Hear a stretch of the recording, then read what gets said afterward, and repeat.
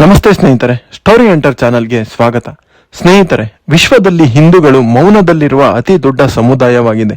ವಿಶ್ವದಲ್ಲಿ 100 ಕೋಟಿಗೂ ಹೆಚ್ಚು ಹಿಂದೂಗಳಿದ್ದಾರೆ. ಆದರೆ ಒಂದು ಪ್ರಶ್ನೆ, ಇಷ್ಟು ದೊಡ್ಡ ಜನಸಂಖ್ಯೆ ಇದ್ದರೂ ಏಕೆ ಹಿಂದೂಗಳು ಅನೇಕ ದೇಶಗಳಲ್ಲಿ ಅಸುರಕ್ಷಿತರಾಗಿದ್ದಾರೆ ಎಂದು. ಹಿಂದೂ ಧರ್ಮ ವಿಶ್ವದ 3ನೇ ಅತಿ ದೊಡ್ಡ ಧರ್ಮವಾದರೂ ಪಾಕಿಸ್ತಾನದಿಂದ ಬಾಂಗ್ಲಾದೇಶದವರೆಗೆ, ಶ್ರೀಲಂಕಾದಿಂದ ಮಧ್ಯ ಪ್ರಾಚ್ಯದವರೆಗೆ ಹಿಂದೂಗಳು ಅಲ್ಪಸಂಖ್ಯಾತರಾಗಿಯೇ ಭಯದಲ್ಲಿ ಬದುಕುತ್ತಿದ್ದಾರೆ. ಇದು ಕೇವಲ ಧಾರ್ಮಿಕ ಸಮಸ್ಯೆಯಲ್ಲ, ಇದು ಗುರುತು, ಸಂಸ್ಕೃತಿ ಮತ್ತು ಅಸ್ತಿತ್ವದ ಪ್ರಶ್ನೆಯಾಗಿದೆ. ಇಂದು ಹಿಂದೂಗಳು ಸಂಖ್ಯೆಯಲ್ಲಿ ದೊಡ್ಡವರಾಗಿದ್ದರೂ ಜಾಗತಿಕ ವೇದಿಕೆ ಮೌನವಾಗಿದೆ. ಹಿಂದೂ ಧರ್ಮ ಕೇವಲ ಒಂದು ಧರ್ಮ ಮಾತ್ರವಲ್ಲ, ಇದು ಜೀವನದ ತತ್ವ, ಒಂದು ನಾಗರಿಕತೆ, ಒಂದು ನಿರಂತರ ಪ್ರವಾಹವಾಗಿದೆ. ವೇದಗಳಿಂದ ಆರಂಭವಾದ ಈ ಸಂಸ್ಕೃತಿ ಯೋಗ, ಧ್ಯಾನ, ಅಹಿಂಸೆ, ಧರ್ಮ, ಕರ್ಮ, ಪುನರ್ಜನ್ಮದಂತಹ ಮಾನವ ಚಿಂತನೆಗೆ ದಿಕ್ಕು ಕೊಟ್ಟಿದೆ. ಸಂಖ್ಯೆಯಲ್ಲಿ ವಿಶ್ವದ 3ನೇ ಅತಿ ದೊಡ್ಡ ಧರ್ಮವಾದರೂ ಹಿಂದೂಗಳು ಅನೇಕ ದೇಶಗಳಲ್ಲಿ ಏಕೆ ಅಸುರಕ್ಷಿತರಾಗಿದ್ದಾರೆ? ಏಕೆ ಅವರ ಸಮಸ್ಯೆಗಳು ಜಾಗತಿಕ ಚರ್ಚೆಗೆ ಕೇಂದ್ರವಾಗುತ್ತಿಲ್ಲ? ವಿಶ್ವದಲ್ಲಿ ಹಿಂದೂ ಜನಸಂಖ್ಯೆ ಎಷ್ಟಿದೆ? ಭಾರತದಲ್ಲಿ ಹಿಂದೂ ಸಮಾಜ ಯಾವ ಪರಿಸ್ಥಿತಿಯಲ್ಲಿದೆ? ಭಾರತದ ಹೊರಗಿನ ಹಿಂದೂಗಳ ಸಂಕಷ್ಟ ಮತ್ತು ಭವಿಷ್ಯದ ದೊಡ್ಡ ಪ್ರಶ್ನೆಗಳನ್ನು ನಾವು ಈ ವಿಡಿಯೋದಲ್ಲಿ ತಿಳಿಯುತ್ತಾ ಹೋಗೋಣ. ಸ್ನೇಹಿತರೆ, ಅದಕ್ಕೂ ಮೊದಲು ನೀವಿನ್ನು ಸ್ಟೋರಿ ಎಂಟರ್ ಯೂಟ್ಯೂಬ್ ಚಾನಲ್ಗೆ ಸಬ್ಸ್ಕ್ರೈಬ್ ಆಗಿಲ್ಲ ಎಂದರೆ ಈಗಲೇ ಸಬ್ಸ್ಕ್ರೈಬ್ ಮಾಡಿ ಮತ್ತು ಬೆಲ್ ಐಕಾನ್ ಅನ್ನು ಒತ್ತಿ.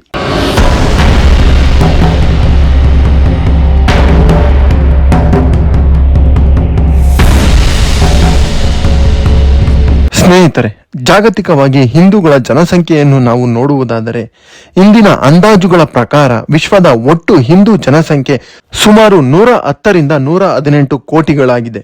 ಇದು ವಿಶ್ವದ ಒಟ್ಟು ಜನಸಂಖ್ಯೆಯ 14-15% ಆಗಿದೆ. ಇದರಿಂದ ಹಿಂದೂ ಧರ್ಮ ಕ್ರಿಶ್ಚಿಯಾನಿಟಿ ಮತ್ತು ಇಸ್ಲಾಂ ನಂತರದ ವಿಶ್ವದ 3ನೇ ಅತಿ ದೊಡ್ಡ ಧರ್ಮವಾಗಿದೆ. ಹಿಂದೂಗಳ ಕೇಂದ್ರ ಭೂಮಿ ಭಾರತ. ಭಾರತವಿಲ್ಲದೆ ಹಿಂದೂ ಧರ್ಮವನ್ನು ಕಲ್ಪಿಸಿಕೊಳ್ಳಲು ಸಾಧ್ಯವಿಲ್ಲ. ಭಾರತದಲ್ಲಿ ಹಿಂದೂ ಜನಸಂಖ್ಯೆ ಸುಮಾರು 79-80%.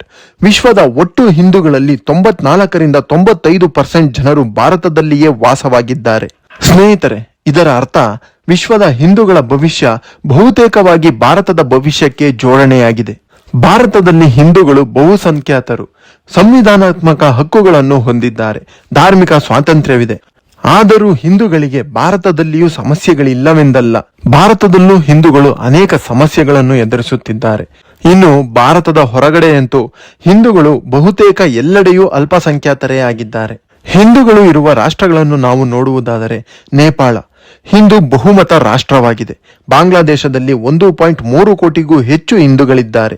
ಪಾಕಿಸ್ತಾನದಲ್ಲಿ ಅಲ್ಪಸಂಖ್ಯಾತ ಹಿಂದೂಗಳಿದ್ದಾರೆ.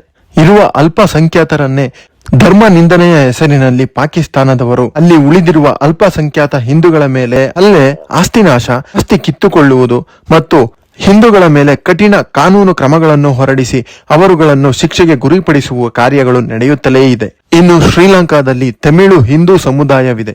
ಇಂಡೋನೇಷ್ಯಾ, ಬಾಲಿ ದ್ವೀಪದಲ್ಲಿ ಹಿಂದೂಗಳಿದ್ದಾರೆ. Malaysia, America, United Kingdom, Canada, ಮಧ್ಯಪ್ರಾಚ್ಯ ರಾಷ್ಟ್ರಗಳು ಪ್ರತಿಯೊಂದು ದೇಶದಲ್ಲಿಯೂ ಹಿಂದೂಗಳ ಅನುಭವವು ವಿಭಿನ್ನವಾಗಿದೆ. ಆದರೂ ಸಮಸ್ಯೆಗಳ ಸ್ವರೂಪ ಬಹುತೇಕ ಒಂದೇ ಆಗಿರುತ್ತದೆ.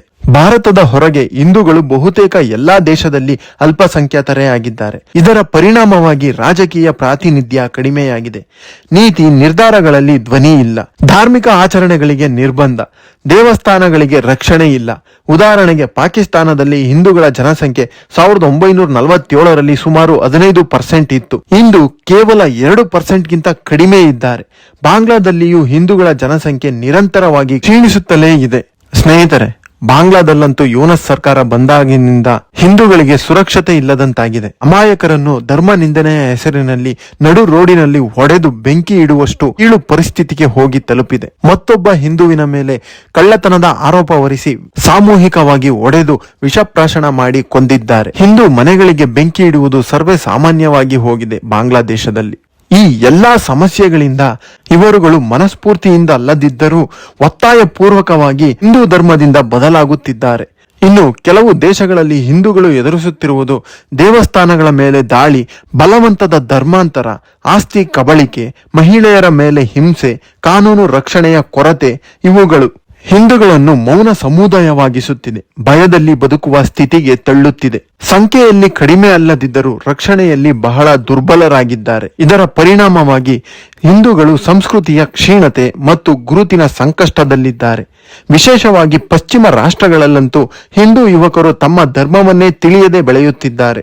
ಯೋಗ ಧ್ಯಾನವನ್ನು ಧರ್ಮದಿಂದ ಬೇರ್ಪಡಿಸಿ ನೋಡಲಾಗುತ್ತಿದೆ. ಇನ್ನು ಸಂಸ್ಕೃತ ಶಾಸ್ತ್ರಗಳ ಸಂಪರ್ಕ ಅಂತೂ ಕಡಿಮೆಯಾಗಿಯೇ ಹೋಗಿದೆ. ಸ್ನೇಹಿತರೆ, ಇದರಿಂದಾಗಿ ನಾನು ಹಿಂದೂ ಎಂಬ ಗುರುತು ಕೇವಲ ಹೆಸರಿನ ಮಟ್ಟಕ್ಕೆ ಮಾತ್ರ ಸೀಮಿತವಾಗಿದೆ. ಸ್ನೇಹಿತರೆ, ಧರ್ಮ ಉಳಿಯಬೇಕಾದರೆ ಅದನ್ನು ತಿಳಿಯಬೇಕು, ಅನುಭವಿಸಬೇಕು. ಸ್ನೇಹಿತರೆ, ಜಾತಿ ಭೇದ, ಭಾಷಾ ವಿಭಜನೆ, ಪ್ರಾಂತೀಯ ಅಹಂಕಾರ ಇವುಗಳು ಎಲ್ಲವೂ ಎಲ್ಲಾ ಧರ್ಮದಲ್ಲೂ ನಮಗೆ ಕಾಣಸಿಗುತ್ತದೆ. ಆದರೆ ಸ್ನೇಹಿತರೆ, ಪರಸ್ಪರ ಏಕತೆಯ ಕೊರತೆ ಎಂಬುದು ಹಿಂದೂ ಧರ್ಮದ ಸಮಾಜದೊಳಗೆ ಇರುವ ದೊಡ್ಡ ಸಮಸ್ಯೆಯಾಗಿದೆ. ಬಾಹ್ಯ ಅಪಾಯಕ್ಕಿಂತ ಆಂತರಿಕ ವಿಭಜನೆ ಹೆಚ್ಚು ಅಪಾಯಕಾರಿಯಾಗಿರುತ್ತದೆ. ಏಕೆಂದರೆ ವಿಭಜಿತ ಸಮಾಜವನ್ನು ರಕ್ಷಿಸಲು ಯಾರೂ ಮುಂದೆ ಬರುವುದಿಲ್ಲ. ಹಿಂದೂಗಳು ಒಂದಾದರೆ ಮಾತ್ರ ಈ ಸಮಸ್ಯೆಯಿಂದ ಹೊರಬರಲು ಸಾಧ್ಯವಾಗುತ್ತದೆ. ಇನ್ನು ಜಾಗತಿಕವಾಗಿ ನೋಡುವುದಾದರೆ ವಿಶ್ವ ಮಟ್ಟದಲ್ಲಿ ಹಿಂದೂಗಳ ಸಮಸ್ಯೆಗಳ ಕುರಿತು ಗಂಭೀರವಾಗಿ ಚರ್ಚೆಗಳು ನಡೆಯುವುದು ಕಡಿಮೆ.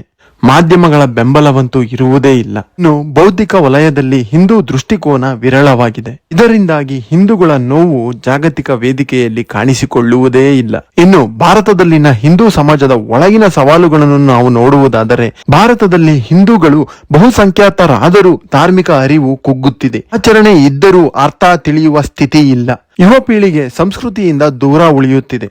ಇದೇ ಕಾರಣಕ್ಕೆ ಶಿಕ್ಷಣ ವ್ಯವಸ್ಥೆಯಲ್ಲಿಯೂ ಸಂಸ್ಕೃತಿಯ ಕೊರತೆ ಇದೆ. ಇನ್ನು ಹಿಂದೂ ಧರ್ಮ ಎಂದರೆ ಬರೀ ರಾಜಕೀಯ ಎಂಬ ತಪ್ಪು ಕಲ್ಪನೆ ಇದೆ. ಇನ್ನು ಯುವ ಪೀಳಿಗೆ ಪಾಶ್ಚಾತ್ಯ ಅನುಕರಣೆಯಲ್ಲಿ ಮುಳುಗಿ ಹೋಗಿದ್ದಾರೆ.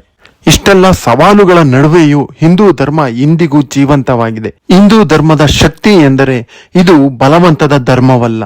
ಪ್ರಶ್ನೆ ಕೇಳಲು ಅವಕಾಶ ನೀಡುತ್ತದೆ, ವೈವಿಧ್ಯತೆಯನ್ನು ಒಪ್ಪುತ್ತದೆ, ಕಾಲಕ್ಕೆ ತಕ್ಕಂತೆ ರೂಪಾಂತರಗೊಳ್ಳುತ್ತದೆ. ಈ ಲವಲವಿಕೆಯೇ ಈ ಧರ್ಮದ ಶಕ್ತಿಯಾಗಿದೆ. ಹಿಂದೂ ಧರ್ಮವನ್ನು ಯಾರೂ ಉಳಿಸಬೇಕಾಗಿಲ್ಲ, ಅದು ಎಂದಿಗೂ ಜೀವಂತವಾಗಿಯೇ ಇರುತ್ತದೆ. ಆದರೆ ಸ್ನೇಹಿತರೆ, ಮುಂದಿನ ಪೀಳಿಗೆಗೆ ಸಂಸ್ಕೃತಿಯ ಅರಿವು ಅಗತ್ಯವಿದೆ. ಯುವ ಪೀಳಿಗೆಗೆ ಧರ್ಮವನ್ನು ವೈಜ್ಞಾನಿಕವಾಗಿ ಪರಿಚಯಿಸಬೇಕಾಗಿದೆ. ಏಕತೆ ಕೂಡ ಅಗತ್ಯವಾಗಿ ಬೇಕೇ ಬೇಕು. ಈ ಎಲ್ಲದಕ್ಕೂ ಮೊದಲು ಹಿಂದೂ ಧರ್ಮದವರು ಮೌನದಿಂದ ಹೊರಬರಬೇಕು. ಹಿಂದೂ ಧರ್ಮವನ್ನು ಬದುಕಬೇಕು, ಅರ್ಥ ಮಾಡಿಕೊಳ್ಳಬೇಕು. ಸ್ನೇಹಿತರೆ, ವಿಶ್ವದಲ್ಲಿ ಹಿಂದೂಗಳು ಸಂಖ್ಯೆಯಲ್ಲಿ ದೊಡ್ಡವರು. ಆದರೆ ಶಕ್ತಿಯು ಸಂಖ್ಯೆಯಿಂದ ಮಾತ್ರ ಬರುವುದಿಲ್ಲ. ಅರಿವು, ಏಕತೆ ಮತ್ತು ಧೈರ್ಯದಿಂದ ಬರುತ್ತದೆ.